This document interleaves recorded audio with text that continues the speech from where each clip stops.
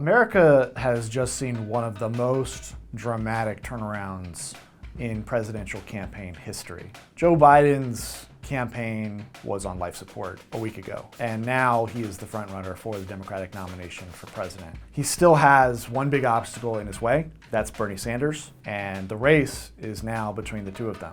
Going into Super Tuesday, everybody wanted to know in the Democratic Party who has the best chance of beating Donald Trump. Bernie Sanders' case was that he would turn out record numbers, historic numbers, in fact, of young voters, working class voters, minority voters. Joe Biden's argument was that he wanted to really resurrect or restore the coalition that delivered the White House to Barack Obama in 2008 and 2012. And that was more of a coalition built around suburban women, college-educated voters, and healthy turnout from African American communities. On Super Tuesday, the Biden case for electability got a huge, resounding vote of confidence. And so now, Joe Biden not only has the most delegates and the most votes in the popular vote, he's also shown an ability to drive up turnout in the places that will matter the most in the fall, which gives him the strongest argument that he can beat Donald Trump. We now have three big benchmarks to watch for over the next few weeks. We have a second Super Tuesday coming up next week.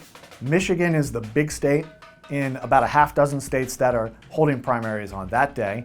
That's a key test for Bernie Sanders because it's full of the white working class voters that went from Obama to Trump in 2016. Then the Democrats will hold a debate, and one of the big questions here is who's going to be in that debate.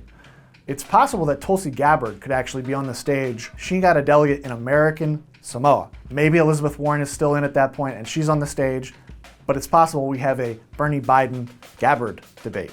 And then the last benchmark to watch for is a third Super Tuesday in mid-March.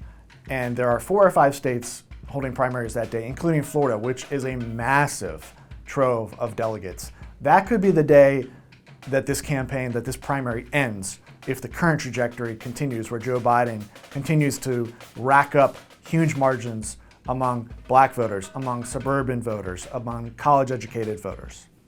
It's still early, but things are looking awful good.